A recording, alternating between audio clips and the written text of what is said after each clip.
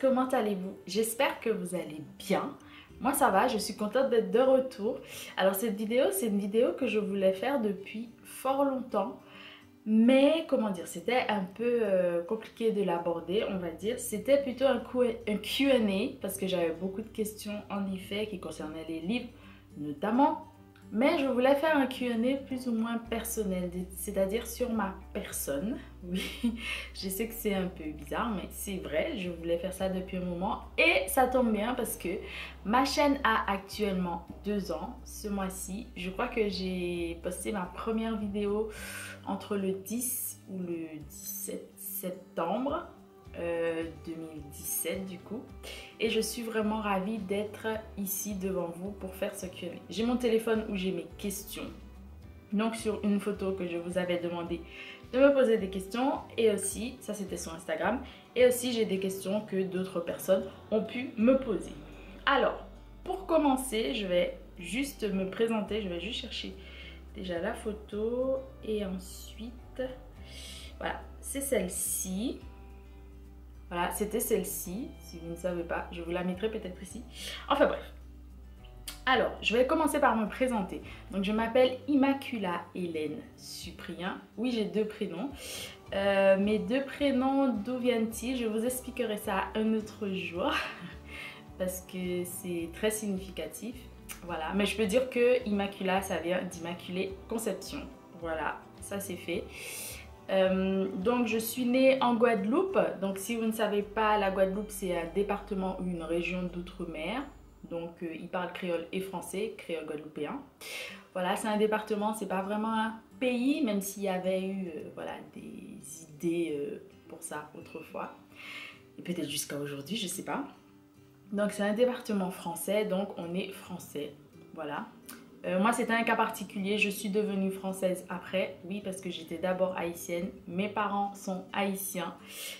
C'est la partie que j'adore parce que vous voyez, je souris. Je vous mettrai justement un tag que j'ai fait par rapport à ces 2 pays, la Guadeloupe et Haïti. J'aime mes 2 îles, mais c'est vrai que Haïti, c'est particulier en fait. Voilà. Qu'est-ce que je peux vous dire encore?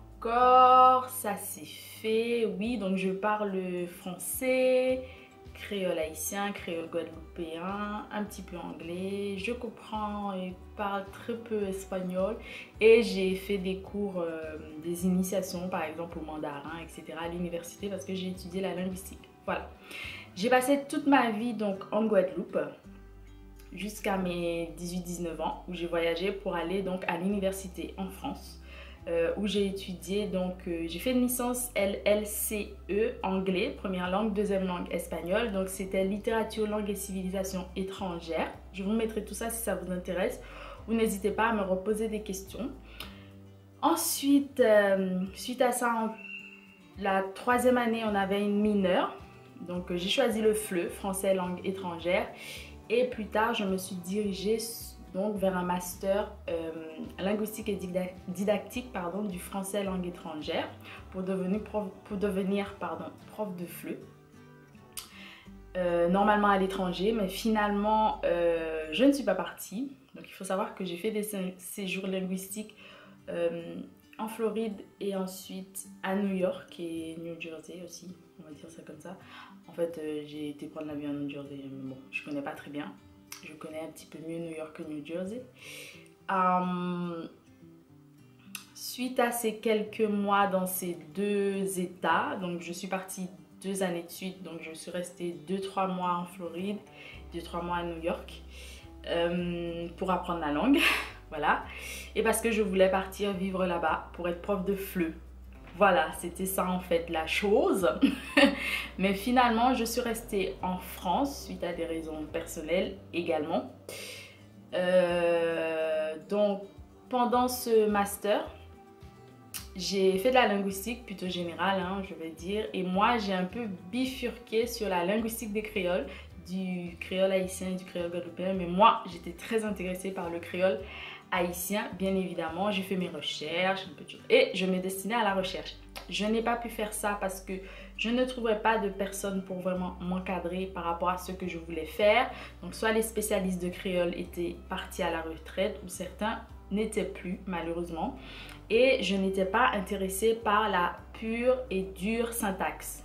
Donc voilà, la syntaxe en fait, si vous ne savez pas très bien, c'est en gros comment les mots sont disposés dans une phrase. Par exemple, pourquoi on a par exemple le français et d'autres langues sont comme ça, une langue SVO, c'est-à-dire sujet, verbe, objet, tandis que d'autres langues ne sont pas comme ça, et comment sont placées ces petites choses dans une phrase. Voilà, pour en gros, franchement je grossis les choses, c'est bien plus complexe que cela.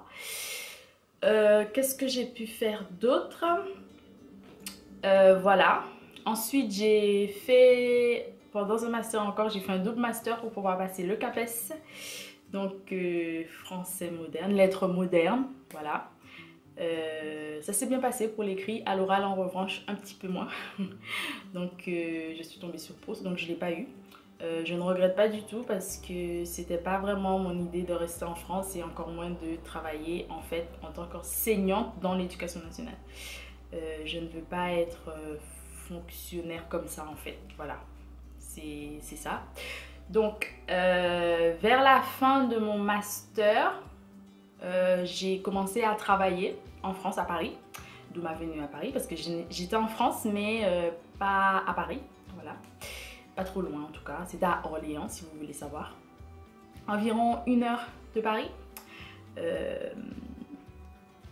Donc suite à ça, j'ai commencé à travailler dans une école privée, si on peut dire ça, de français langue étrangère, l'une des plus connues au monde. Voilà, je ne dirai pas le nom parce que je ne travaille pas en ce moment avec eux, mais c'est possible, voilà. Et pendant ce laps de temps d'études, donc j'ai été animatrice dans la ville d'Orléans, du coup j'aidais les enfants à faire leurs devoirs, etc. Ensuite j'ai travaillé en tant que tutrice à la bibliothèque universitaire. J'ai aussi travaillé en tant que monitrice à la bibliothèque universitaire. J'ai toujours aimé les livres, hein, voilà.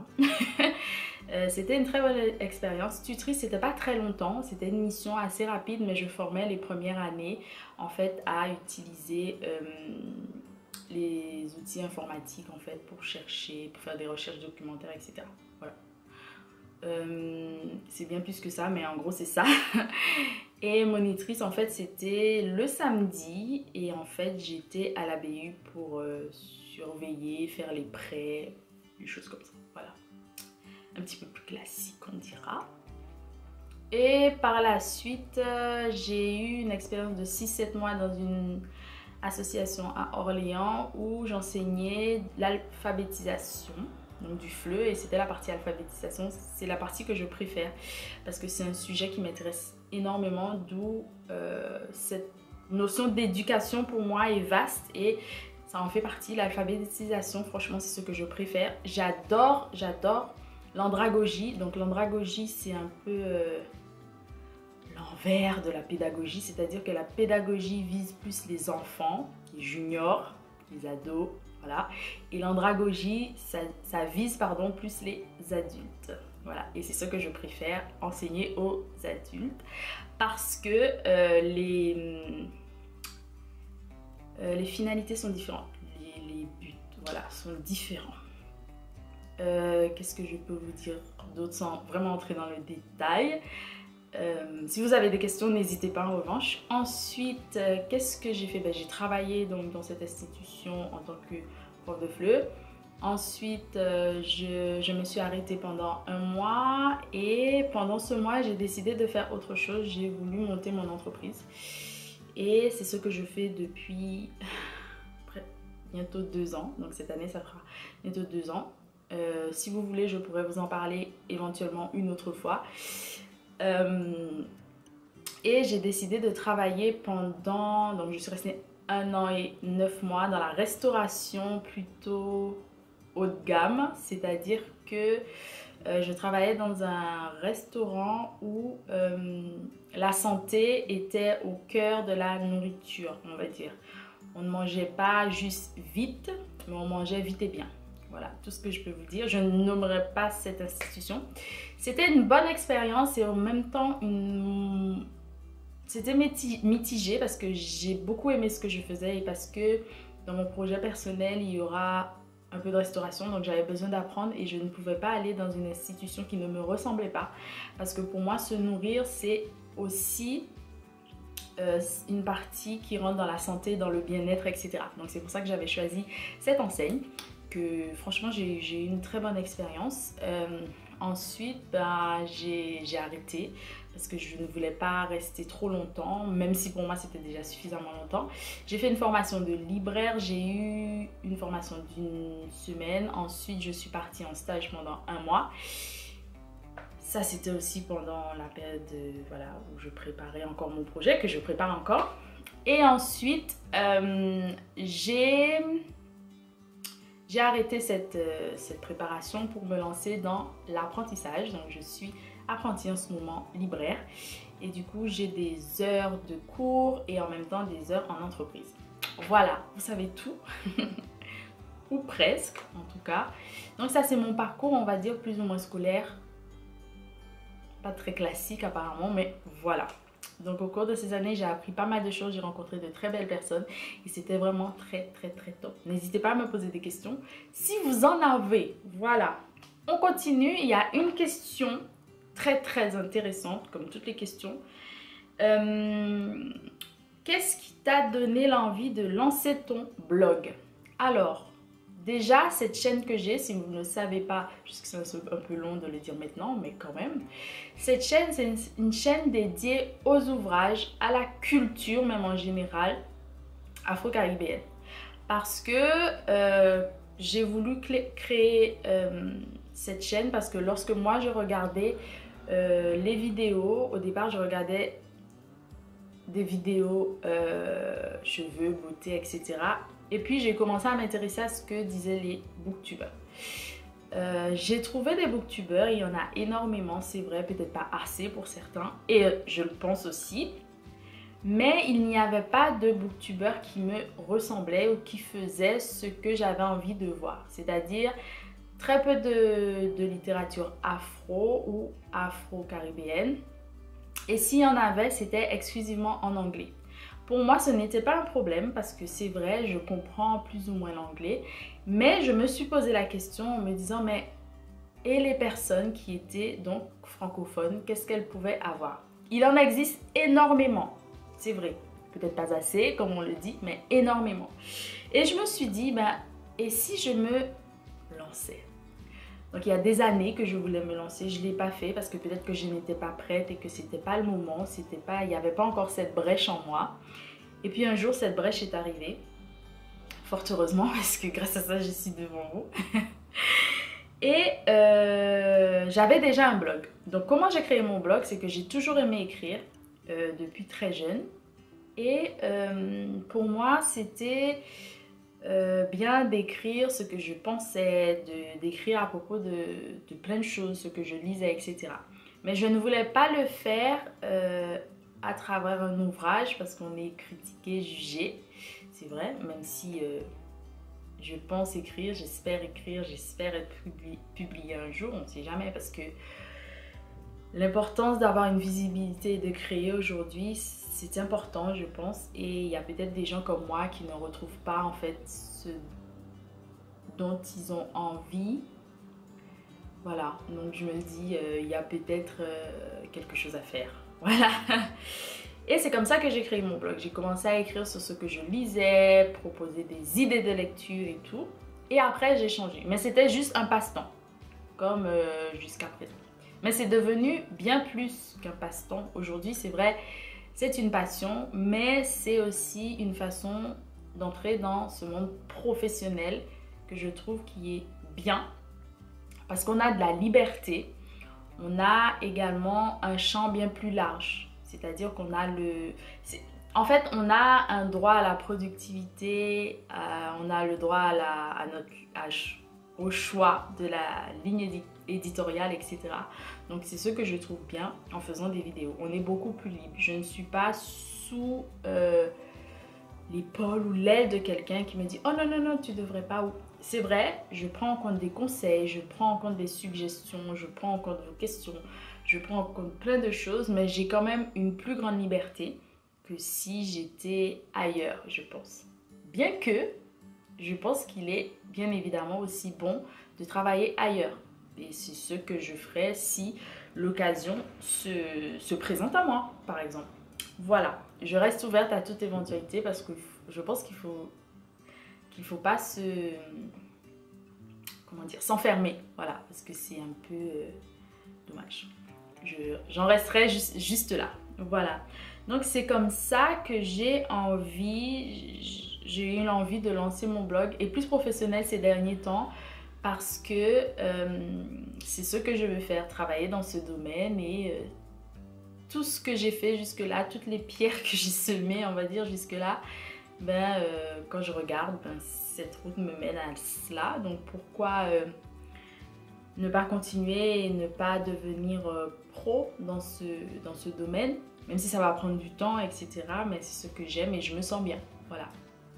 J'espère que vous êtes encore là. Ensuite, où trouves-tu le temps de lire autant?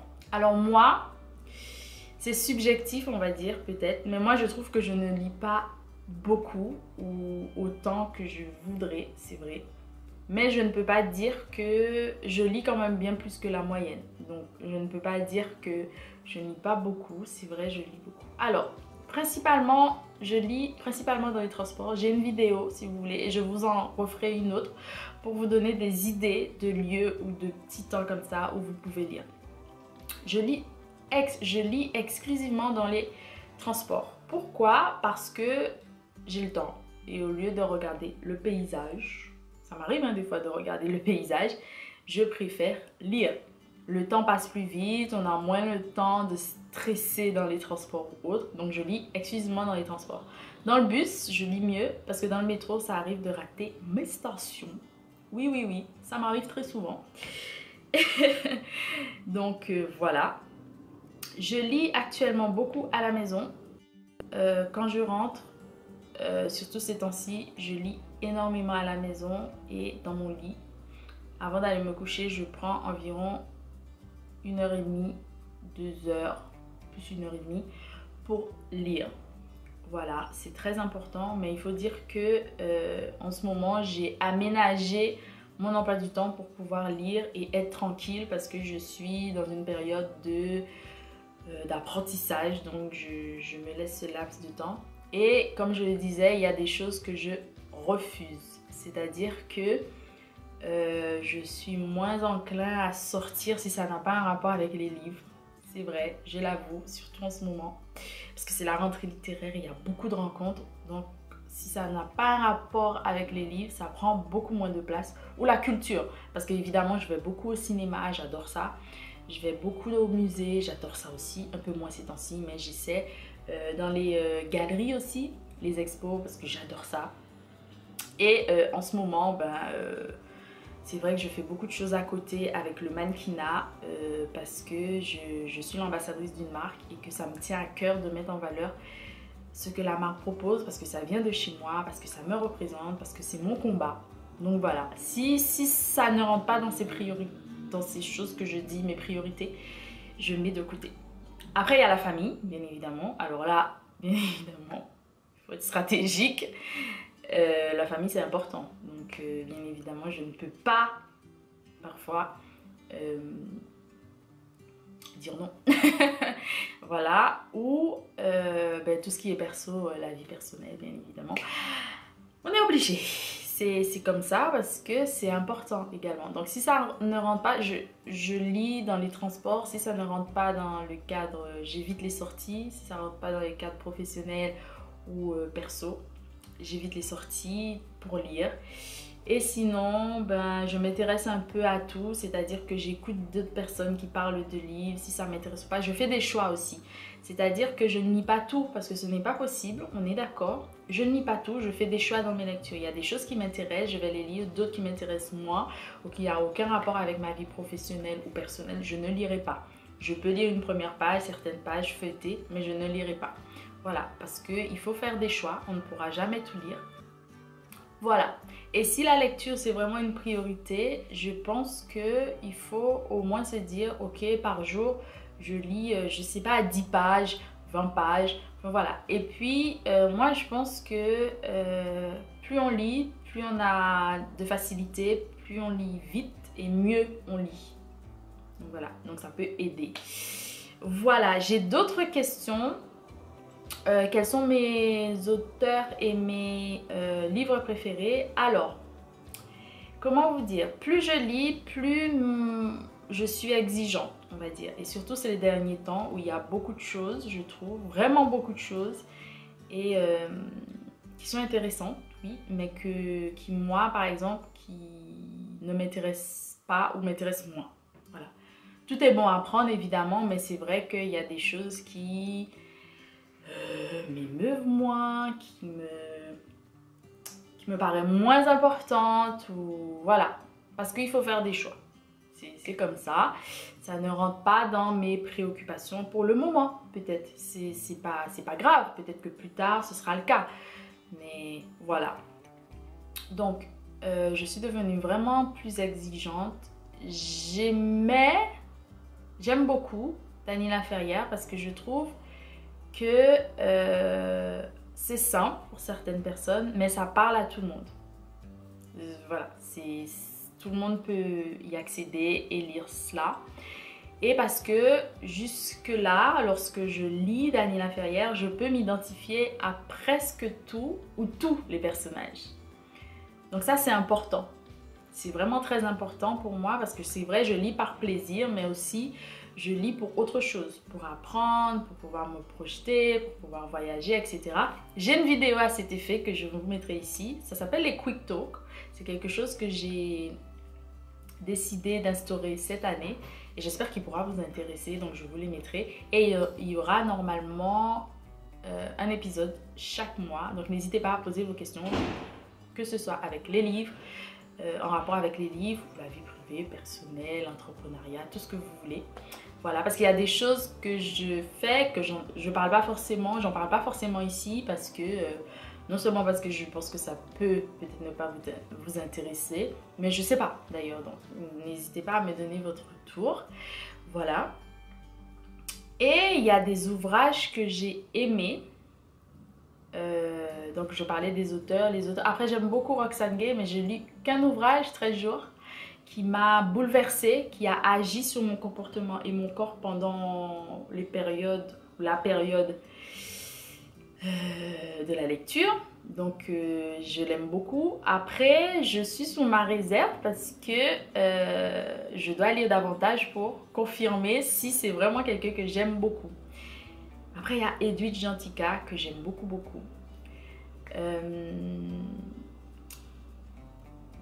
J'aime par exemple Le Fleur du Mal de Baudelaire, ça c'est pour les titres. J'aime beaucoup, comment ça s'appelle, j'ai oublié, bravo. Les Planches courbes d'Yves Bonnefoy, c'est de la poésie aussi. En ce moment je travaille sur la poésie, donc c'est ce qui vient le plus du tac au tac en fait. Désolée. J'ai beaucoup aimé également Massy de Gary Victor. J'ai un article, allez lire, il est trop bien ce livre, franchement j'ai beaucoup aimé ce livre. J'ai aimé également L'ombre animale de Mackenzie Orsel. J'ai vraiment aimé cet ouvrage, ça date un peu, j'ai un article dessus également, mais j'ai vraiment beaucoup aimé, c'est un ouvrage particulier. Et j'ai une vidéo aussi que je vous laisserai ici. J'en ai aimé vraiment pas mal. Je vous ferai une vidéo dessus. Je n'oublie pas.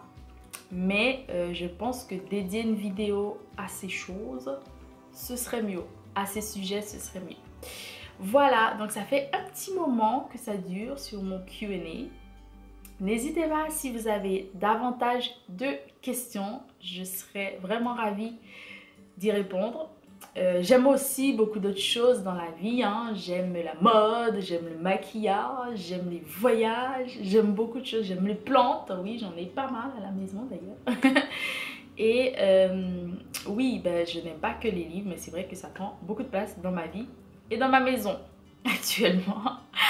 Voilà, donc je suis vraiment ravie d'avoir fait cette vidéo aujourd'hui pour vous et pour moi aussi, parce qu'on pourra mieux faire connaissance. N'hésitez pas à me dire ce que vous aimez, ce que vous avez fait comme études, si vous avez un parcours un petit peu comme moi ou pas du tout, ou si vous aimeriez avoir des conseils ou autre, je sais pas. Je suis ouverte à toute question ou suggestion. Je suis là, posez-les et je ferai de mon mieux pour y répondre convenablement. Voilà, j'espère que vous passez jusque-là un bon week-end. Je vous souhaite bien évidemment bonne continuation. J'espère que la rentrée a été top pour vous. Moi, ça a été un petit peu de fatigue, mais ça a été. Et je vous dis à très bientôt pour une nouvelle vidéo sur cette même chaîne. N'oubliez pas de vous abonner si ce n'est pas encore fait. Et bien évidemment, de vous abonner sur les autres réseaux sociaux. Bisous et à très bientôt pour de nouvelles aventures. Bonne lecture, bonnes aventures et à très bientôt. Bisous, bye bye.